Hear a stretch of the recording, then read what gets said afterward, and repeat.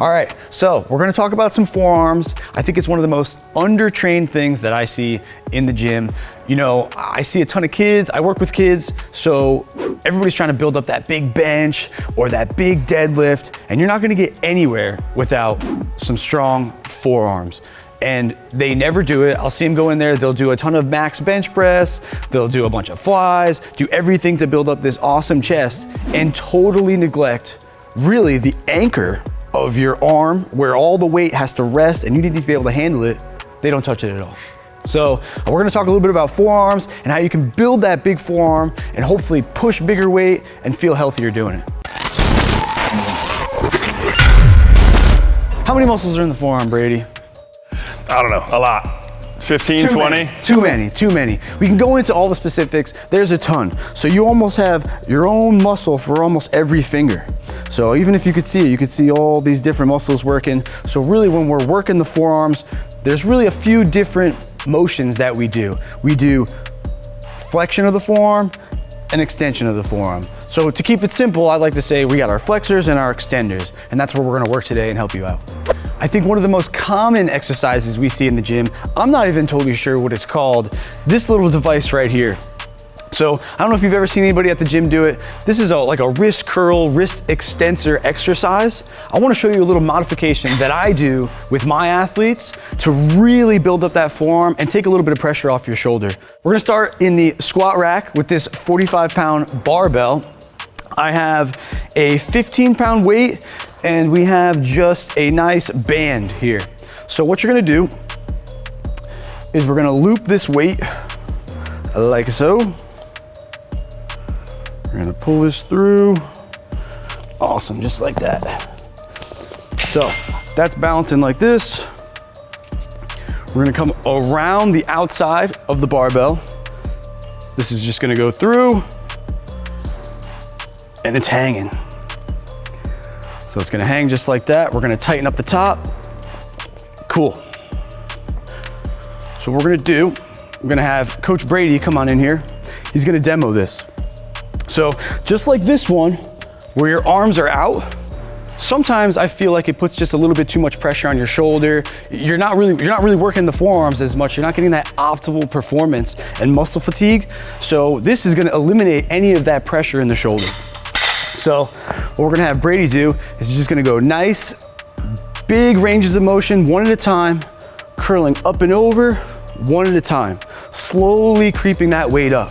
As you can see, he's getting some nice, we were talking about vascularity before because he's really targeting this area of the forearms. So once he's at the tippy top, nice and slow back down. Because with most exercises, you don't just wanna work the concentric, you wanna work the eccentric, which is the opposite and coming back down. And then once he comes down, so he was doing forward, he's gonna finish the rep by going backwards. So once it's all the way at the bottom, he's coming back up. And now this is gonna get these extensors. So forward is gonna be those flexors here, up, extensors. And you can even see, as we talked about it, there's so many different extensors that he has. You can even get, if you get a nice little close-up on there, look at these guys, all the way up. So what you wanna do is you wanna do a full rep forward and then slow back down. And then you wanna go backwards and back down. That would be one rep. And you would do 3 sets of those. All right, Brady, what do you got for us here? Yeah, so I know you were talking about like you work in the strength facility with kids. I typically am lifting either in my garage or at a big box gym. And obviously this setup can be a lot and something that maybe is gonna get somebody to potentially not do it. And that's definitely not what we want. So the typical, what I like to do is just set up a barbell and then either in a squat rack or really what I do is those tall trees of like the pre-made barbells. All you gotta do is back up to it and then you can just grab it. Super easy to put it on, put it back off. So this is gonna be that kind of wrist flexion that you were talking about. So working that bottom part of the forearm. So all you do is kind of back up to it and then you're trying to get full range of motion, right? So extending as much as you can, flexing all the way up, good squeeze, control, back down. So kind of like I said, mostly just for ease of setup. You can load it with weight, you could potentially load it with a band too, but more so for ease of setup because obviously you're trying to get out of that barrier of like you said, your kids don't do it. So whatever we can get them to work those muscles, right? So that's what I like. The behind the back thing is interesting because a lot of people are trying to work their forearms, they'll be up in front, and really what happens is the weight gets in the way, your legs are there, and you're not gonna get that full range of motion. I also like when you're back there, when you're coming back down, sometimes I'd like to see people go all the way down to the fingertips. For sure, the fingertips, and you're gonna get more of that activation for these awesome flexor muscles, get that grip strength really good, and I think it'll help you with your pull-ups and all different types of exercises at the gym. Yeah, so now we're gonna show some options with dumbbells. So obviously, like not everybody has a barbell, not everybody has that fancy band setup, but every gym has dumbbells, right? So we got a heavy set and a light set. So you were talking about earlier an exercise you wanted to show me with the heavier dumbbells, and then we'll go over the whole rotation deal. Let's have you grab these. Let's walk through this one real quick. So a lot of times with a wrist curl, right? What you do is you have your knuckles and you try to keep flat knuckles. You actually lose some of that range of motion, right? So if I try to keep my knuckles flat, this is how far I can get. Whereas what I like to tell people, I'll say, you want to try to get that pinky as high as possible. So the difference between this and this is totally different. You can see even just the amount of activation you're getting up at this top piece, of this bulk of the muscle fibers, you're gonna get with the pinky. So what I'm gonna have Brady do is first you wanna set up the weight right. You wanna have your hand all the way at the top of the dumbbell. So before we were talking about grip on a dumbbell, for him we're gonna get that pointer finger knuckle all the way up at the top, good? And then what's gonna do when you're holding at the top, the backs of the weights should drop down low a little bit. And what that's gonna do is gonna add just a little bit more tension on these fibers, and all he's gonna do is really try to rotate those pinkies up and in as hard as you can. Good, and you can see, let's get a couple reps of that, and we can even see that awesome activation here in your forearm. You really wanna build up this forearm because really it's gonna make your arms look bigger, it's gonna make all your lifts better, and you're gonna feel better at the gym too. 100%, yeah, I like that a lot. And then the only other one I'll show you with some lighter dumbbells is rotation, right? So we talked a lot about flexion, a lot about extension. Your forearm definitely is helping you pronate and supinate too. Or really resist pronation and supination. So we're gonna grab some lighter dumbbells. Again, your bicep is gonna be under tension here a little bit, right? Because you have to hold them at 90 degrees, but then all you're doing is rotating, right? So pronating as far as you can.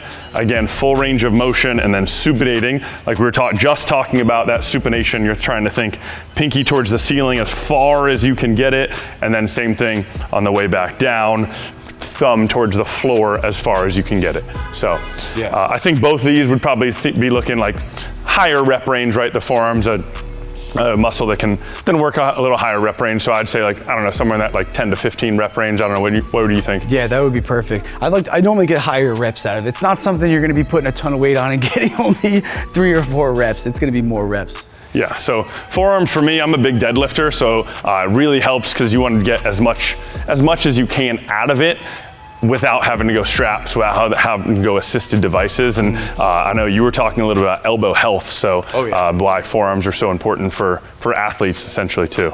And it's stuff too, I was doing a little fancy one before. You can get a little crazy with these, right? You could do these, or I've actually started to see a lot more people add just a little bit more rotation in the wrist, because your wrists don't just work in 2 different planes.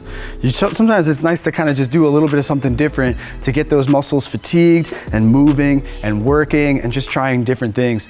And also, I don't know what you do at the end of your workouts, but after I'm done normally with back and bis, I'll hit forearms, my arms are beat.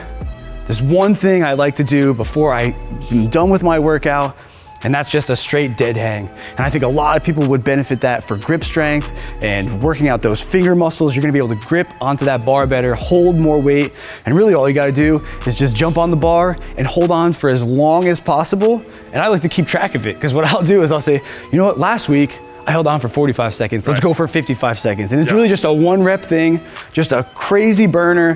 And I think everybody should do it. It's great for you. When you're doing a dead hang, what you wanna make sure you do is you wanna get those knuckles all the way up over top, thumb wrapped underneath, and really you just wanna grab on and hold for as long as you can.